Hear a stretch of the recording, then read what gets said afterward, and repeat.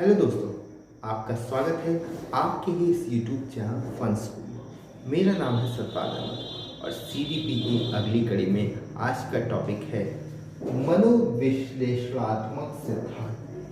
तो चलिए आज के इस वीडियो को शुरू करते हैं।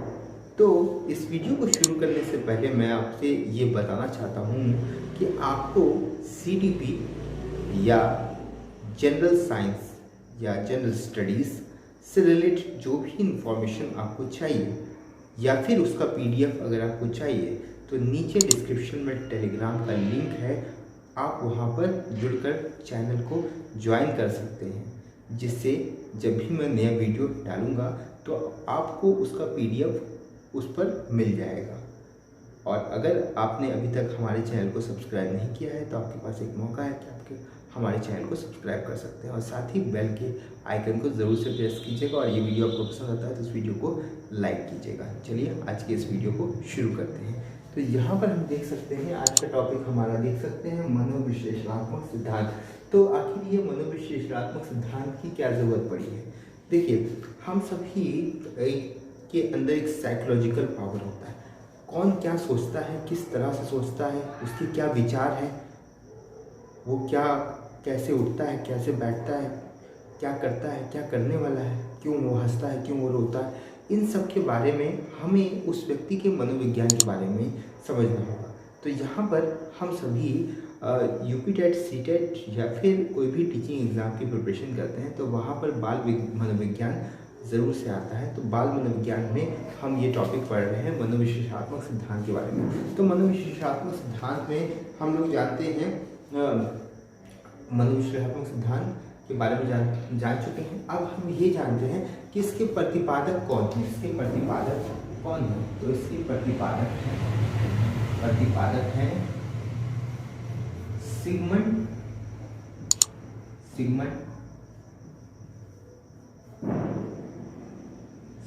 फ्राइड।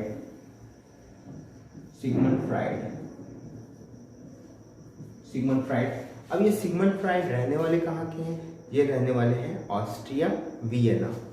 ये कहाँ के रहने वाले हैं? ऑस्ट्रिया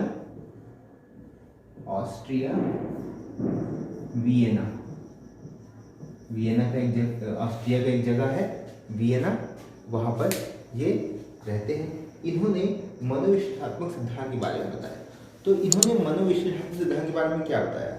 उन्होंने बोला कि जो मन की अवस्था होती है, उन अवस्थाओं के बारे में जानने के लिए जिस विश्लेषणात्मक व्यवस्था की ज़रूरत होती है, जिस सिद्धांत की ज़रूरत होती है, उसे हम मनोविश्लेषणात्मक सिद्धांत कहते हैं। तो चलिए इसके बारे में जानते हैं। इसके लिए हम लोग बर्फ़ के एक टुकड़े को लेते हैं। ये हमारे पास है बर्फ़ का एक टुकड़ा। इस बर्फ़ के टुकड़े में अगर हम देखें, ये पूरा एक 10 हिस्सा है। मान लीजिए इसके 10 हिस्से हैं। तो अब इसका एक हिस्सा यानी कि 1/10 यहाँ पर इसके 3 हिस्से करते हैं। पहला, ये दूसरा और ये तीसरा, इसके 3 हिस्से कर देते हैं। अब इन 3 हिस्से के जो मन की अवस्थाएं हैं उसको 3 भाग में बांटते हैं। 3 अवस्थाएं होती हैं मन की। एक होता है चेतन मन, एक होता है अर्धचेतन मन और एक होता है अचेतन। तो इसको 3 हिस्से में हम लोगों ने बांट दिया। इस बर्फ के टुकड़े को 3 हिस्से में बांट दिया।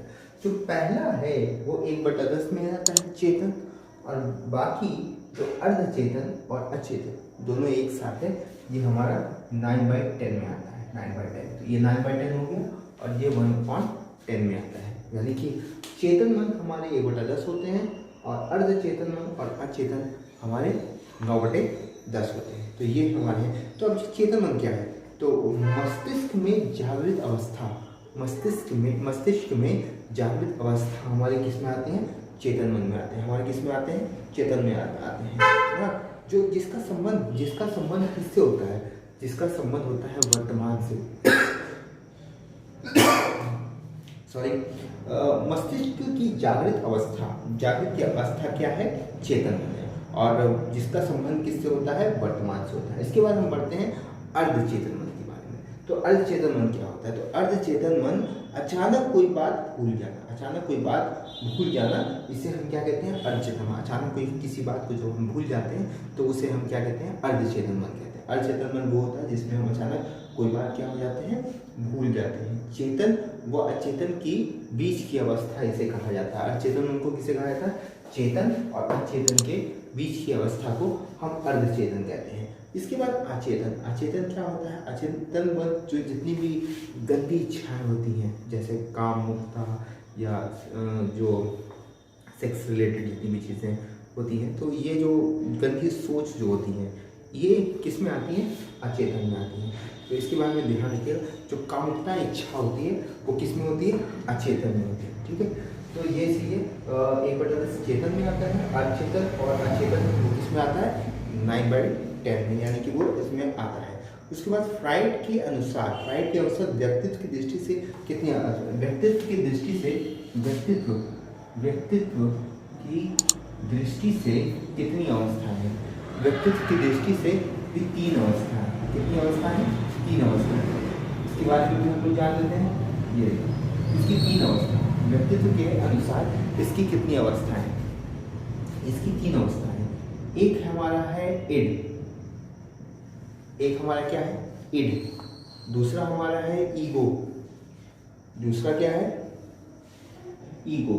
और तीसरा हमारा है सुपर ईगो, सुपर ईगो। 3 अवस्थाएं यहाँ पर हम देखने को मिलती है। एक हमारी है इड, एक हमारा है ईगो और एक हमारा है सुपर ईगो। इड यानी जिसको हम कहते हैं इदम, इदम क्या कहते हैं, इदम कहते हैं, इदम। और ईगो मतलब अहम, और सुपर ईगो परम अहम, परम अहम इसको कह सकते हैं, परम अहम। इड मतलब इदम, ईगो मतलब अहम और सुपर ईगो मतलब परम अहम, परम अहम। सुपर ईगो में ये आ जाता है हमारा, सुपर ईगो में। अब आखिर क्या होता है, इड में क्या होता है, सबसे पहले इड के बारे में हम लोग ये जान लेते हैं। इड के बारे में क्या चीज़ होता है इड, तो जब भी किसी के अंदर पशु वृत्ति होती है, यानी कि उसके अंदर कोई भी उसका नियंत्रण ना हो, उसके अंदर उसका कोई भी नियंत्रण ना हो, पशु वृत्ति जो शो करे, वो हमारा किस में आता है, इड में आता है। इसमें इसको हम कह सकते हैं काम शक्ति का भंडार। इसे हम क्या कह सकते हैं, काम शक्ति का भंडार इसे हम कह सकते हैं, काम शक्ति का भंडार कह सकते हैं। इसी के अंदर आता है इच्छाओं का भंडार। इसी के अंदर किसका आता है, इच्छाओं का भंडार आता है। इच्छाओं के भंडार को इदम कहते हैं। और इस प्रकार से इसे अचेतन मन का राजा भी कहा जाता है। इसे क्या कहा जाता है, अचेतन मन का राजा भी कहते हैं। इसे हम क्या कहते हैं, अचेतन मन का राजा भी किसे कहा जाता है, इड को कहा जाता है। इड को क्या कहते हैं, अचेतन मन का राजा। ये अवस्था शैशवावस्था की तरह होता है। ये अवस्था कैसा होता है, शैशवावस्था की तरह होता है। ये किस तरह होता है, शैशवावस्था की तरह होता है। तो इसके बारे में आपको जानना चाहिए। और ये जो इडम की प्रवृत्ति होती है वो कैसी होती है, वो होती है जन्मजात। वो कैसी होती है, जन्मजात होती है। इदम की जो अवस्था होती है वो हमारी कैसी होती है, जन्मजात होती है। वो कैसी होती है, जन्मजात होती है। फ्राइड ने इसके बारे में हमें बताया है। दूसरा अगर हम बात करें ईगो यानी अहम की बात करें, किसकी बात करें, अहम की बात करें, तो ये जो है वास्तविकता से इसका संबंध होता है। इसका संबंध किससे होता है, वास्तविकता से होता है। इसका संबंध किससे होता है, वास्तविकता से होता है। जो अभी चल रहा प्रेजेंट टाइम है उससे इसका संबंध होता है। और ये जो अहम होता है ये चेतन मन का स्वामी है, चेतन मन का स्वामी है। ये क्या है, चेतन मन का स्वामी, यानी कि इसे हम ईगो को हम क्या कहते हैं, चेतन मन का स्वामी कहते हैं। इसे हम चेतन मन का स्वामी कहते हैं। और इड पर नियंत्रण करना इसी का कार्य है। यानी कि जो इड है हमारा, इड, इस पर नियंत्रण कौन करता है, ईगो करता है। इड पर नियंत्रण कौन करता है, ईगो करता है। ईगो का नियंत्रण किसके हाथ में है, ईगो के हाथ में है। और ये अवस्था बाल्यावस्था की भांति होती है। ये अवस्था कैसी होती है? बाल्यावस्था की भांति होती है। कौन सी? ईगो। ईगो। उसके बाद सुपर ईगो की बात करें तो सुपर ईगो में क्या क्या आता है? सुपर ईगो में आदर्शवाद आता है, नैतिकवाद आता है, नैतिकता आता है, सामाजिक आदर्शवाद, जो सामाजिक नीति है, नैतिकता है, आदर्शवाद है, ये सभी किस में आते हैं? सुपर ईगो में आते हैं। सुपर ईगो मतलब जितनी भी अच्छी चीज़ें होती हैं वो सभी किस में आती हैं? सुपर ईगो में। मतलब जितनी बुरी चीज़ें होती हैं वो आती हैं हमारी इदम में आती है। तो ये चीज़ आपको ध्यान में रखना है, जितनी अच्छी चीज़ें हैं वो हमारी सुपर ईगो में, जितनी खराब चीज़ें वो इदम में आएंगी। तो अब इसके बारे में हम और जानेंगे। जो आदर्शवादी सिद्धांत है वो किस पर, वो कौन सा अवस्था है जो आदर्शवादी सिद्धांत पर आधारित है? तो वो हमारा है सुपर ईगो, जिसको हम कहते हैं परम अहम। से हम क्या कहते हैं? परम अहम कहते हैं। उसके बाद ईड ईगो। ईड ईगो दोनों पे नियंत्रण किसका होता है? यानी ईड का भी नियंत्रण और ईगो का नियंत्रण कौन करता है? सुपर ईगो करता है। ईड प्लस ईगो दोनों का नियंत्रण कौन करता है? सुपर ईगो कहते हैं। यानी हम बोल सकते हैं id plus ego equals to super ego. Id plus ego equals to super ego हम बोल सकते हैं। उसके बाद किशोरावस्था की भांति इसको देखा गया है, यानी कि जो इसकी अवस्था होती है वो कौन सी अवस्था में इसको देखा गया है? ये देखा गया है किशोरावस्था में, इसको देखा गया है किशोरावस्था में इसको देखा गया है। यानी ये जो हमारा है ये दोनों हमारे बाल्यावस्था में देखे गए। ये तो हमारे जन्मजात होती है, ये तो हमको पता है जन्मजात होती है, ये हमारी बाल्यावस्था में होती है, ये हमारी किशोरावस्था में इसको देखा गया है। यानी इनको हम जन्मजात कह सकते हैं, जन्म से ही ये होता है। ईगो जो कि बाल्यावस्था में देखा गया है, सुपर ईगो ये किशोरावस्था में इसको देखा गया, किशोरावस्था में देखा गया है। तो उसके बाद फ्राइड ने दो मूल प्रवृत्तियां बताई हैं, दो मूल प्रवृत्तियां बताई हैं। फ्राइड ने दो मूल प्रवृत्तियां बताई हैं। एक तो बताया है उन्होंने जीवन और दूसरा उन्होंने बताया है मृत्यु। दूसरा उन्होंने क्या बताया है? मृत्यु।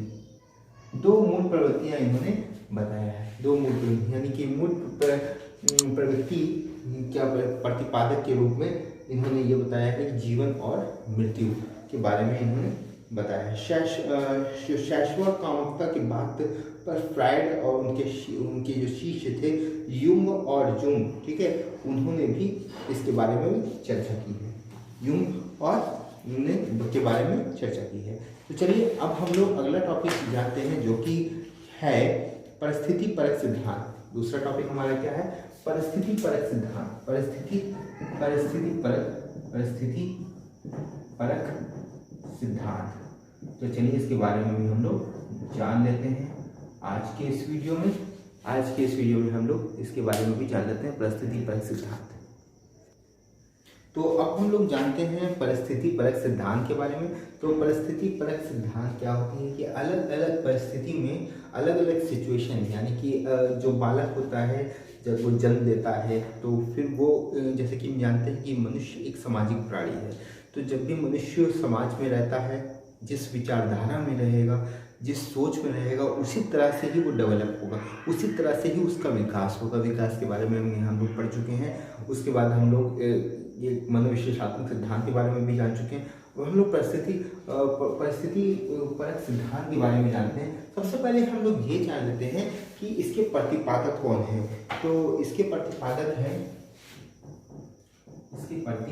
हैं यूरी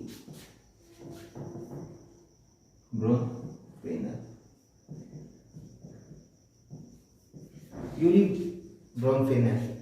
यूरी ब्रोनफेनर इसके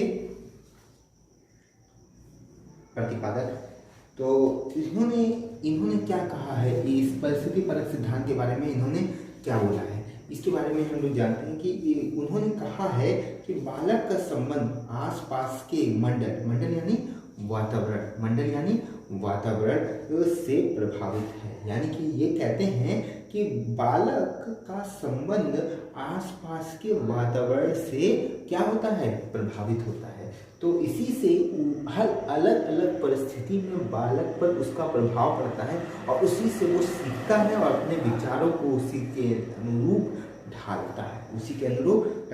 तो इन्होंने परिस्थिति परक के 5 स्तर दिए हैं। कितने स्तर दिए हैं इन्होंने? परिस्थिति परख के 5 स्तर दिए हैं। चलिए जानते हैं इसके बारे में। तो मैं बात करना चाहता हूँ यहाँ पर यूरी ब्रोनफेलर ने ये कौन कौन से स्तर बताए हैं हमें परिस्थिति परक सिद्धांत के बारे में। तो परिस्थिति परक सिद्धांत की 5 अवस्थाएं यूरी ब्रोनफेलर ने हमें बताए हैं। तो वो कौन कौन सी है? सबसे पहले हम लोग स्टार्टिंग करते हैं नीचे से। हमेशा परिस्थिति परक सिद्धांत को हमेशा हम लोग कहाँ से स्टार्ट करते हैं? हम लोग स्टार्ट करते हैं नीचे से। ये हमारा पहला हो गया, ये दूसरा हो गया, ये तीसरा हो गया, ये चौथा हो गया और ये हमारा क्या हो गया?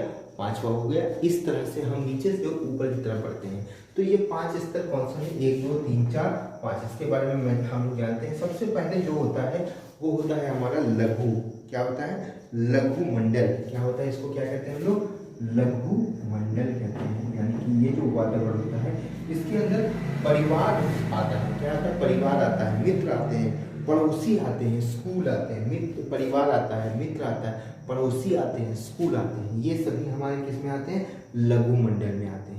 लेकिन याद रहे यहाँ पर भी परिवार है। अभी मैं आपको बता रहा हूँ ये जो परिवार यहाँ पर आ रहे हैं ये अंतःक्रिया करता हुआ बालक होता है, जिसमें जो बालक होता है इसका स्वरूप कैसा होता है? द्विदेशात्मक होता है। द्विदेशात्मक मतलब कि वो उससे अंतःक्रिया करता है। अंतःक्रिया का मतलब क्या होता है? अंतःक्रिया का मतलब क्या है? इंटरनल रिलेशन होते हैं उससे क्या होते हैं? इंटरनल। जैसे आपके चाचा जी से आपका इंटरनल रिलेशन है, आपकी मम्मी या पापा से आपका इंटरनल रिलेशन है। ठीक है, आप स्कूल में जाते हैं, शिक्षा ग्रहण करते हैं, आपने टीचर से कुछ क्वेश्चन पूछा तो टीचर आपको उसका जवाब दे रहे हैं, तो उससे आप क्या कर रहे हैं? अंतःक्रिया कर रहे हैं। यानी आप उसमें क्या हो गए? घुल मिल गए हैं। ठीक है, तो जैसे आप क्या, लेकिन आप अगर दूसरी जगह चले गए, दूसरे दोस्त, नए दोस्त बनाए, तो आप शुरुआत में क्या करते हैं? पहले झिझकते हैं, सोचते हैं कि कैसे मैं बात करूं, क्या करूं, ये कैसे करूं होगा। फिर उस परिस्थिति में जब जाते हैं, जैसे अगर आपके घर पे कोई मेहमान आया, ठीक है, तो आपको नया मेहमान है, यानी वो अक्सर आते रहते हैं तो ठीक है, लेकिन कभी कभार आते हैं तो उनसे बात करने में आप क्या होंगे? थोड़ी देर के लिए झिझकेंगे। ठीक है, तो ये हमारा जो है प्रथम, जिसमें आपका अंतःक्रिया होता है, जिसमें परिवार आते हैं, पड़ोसी आते हैं, मित्र आते हैं। ये सभी किस में आते हैं? ये आते हैं हमारे लघु मंडल में आते हैं। ये किस में आते हैं? हमारे लघु मंडल में आते हैं। दूसरा हमारा है मध्य मंडल। दूसरा हमारा क्या है? मध्य मंडल। ये हमारा है मध्य मंडल। ये हमारा क्या है? मध्य मंडल। अब ये मध्य मंडल में भी वही सारी चीज़ें आएंगी। इसमें भी परिवार आएंगे, इसमें भी पड़ोसी आएंगे, इसमें भी मित्र आएंगे, इसमें भी मित्र आएंगे। लेकिन इसके अंदर जो सिस्टम होगा वो कैसा होगा? माइक्रो सिस्टम होगा, यानी कि बहुत छोटा होगा, जिसमें एक बालक अपने परिवार, अपने पड़ोसी, अपने मित्र के साथ एडजस्ट हो चुका होगा। क्या होगा? एडजस्ट। तो जब भी कोई लघु मंडल, यानी कि जिसमें वो बालक अंतःक्रिया करता है, यानी उसमें झिझकता है किसी चीज़ में, तो वहाँ पे वो लघु मंडल होगा। लेकिन उसमें एकदम ज़्यादा वो हो गया कि क्या कहते हैं, हाँ हम इनको जानते हैं, ये इनसे हम कुछ भी पूछ सकते हैं, जो कुछ भी मना नहीं करेंगे, तो ये हमारे किस में आ जाएंगे? ये हमारे एडजस्टेड जाएंगे, इसमें माइक्रो सिस्टम आएगा। ये माइक्रो सिस्टम जो शो करता है कि हम उनसे बिल्कुल जुड़ चुके हैं, अब उनसे कभी भी हम उससे बात करने में हम झिझकेंगे नहीं, तो वो हमारे आ जाएंगे मध्य मंडल में। किस में आ जाएंगे? मध्य मंडल में आ जाएंगे। उसके बाद हमारा अगला है जो कि है बाह्य मंडल, जो कि हमारा क्या है? बाह्य मंडल। बाह्य मंडल में क्या होता है? बाह्य मंडल यानी इसको हम लोग कहते हैं एक्सोसिस्टम। एक्सोसिस्टम हमारा है ये बाह्य मंडल। ठीक है, तो इसमें क्या होती है? संस्थाएं आती हैं। इसमें क्या आती हैं? संस्थाएं। वो संस्थाएं कौन कौन सी? जैसे मंदिर हो गया, मस्जिद हो गया, स्कूल हो गया, माता पिता का जो कार्यस्थल है वो हो गया, स्वास्थ्य केंद्र हो गया, ये सभी का प्रभाव बालक पर पड़ता है। ये सभी का प्रभाव बालक पर पड़ता है। ये सभी क्या कहलाते हैं? ये सभी कहलाते हैं बाह्य मंडल। ये सभी क्या कहलाते हैं? बाह्य मंडल। उसके बाद ये एक होता है हमारा जो कि है बृहत मंडल, जो कि क्या है?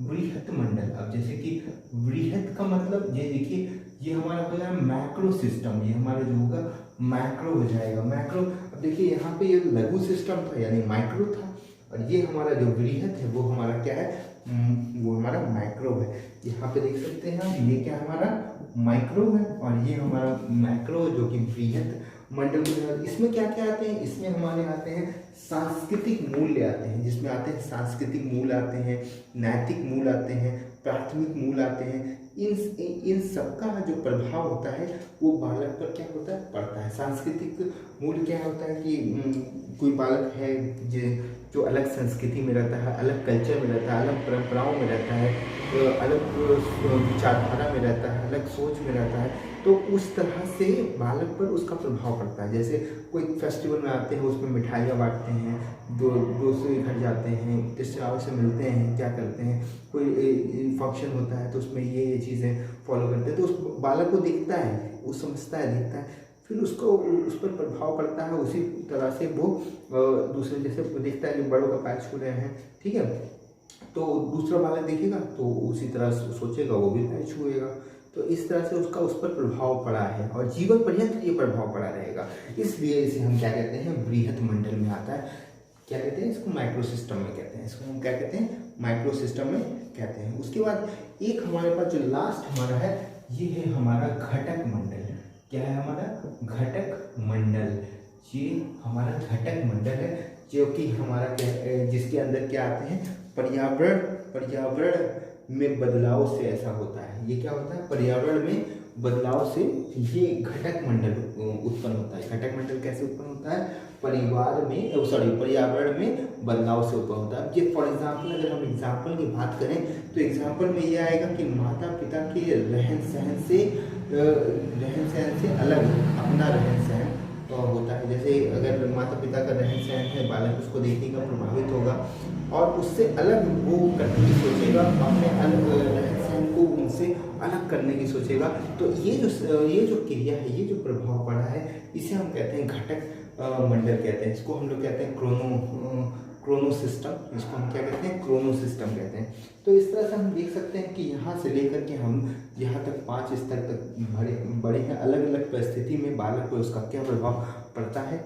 ये चीज़ें हम लोग जाने हैं परिस्थिति परक सिद्धांत में, जिसका से प्रतिपादित किसने किया था, यूरी ब्रोनफेलर ने किया था। तो आशा है कि आपको ये 2 सिद्धांत जो कि आज के वीडियो में मैंने डिस्कस किया, अनुविश्लेषणात्मक सिद्धांत और परिस्थिति परक सिद्धांत के बारे में, आपको ये वीडियो पसंद आया होगा।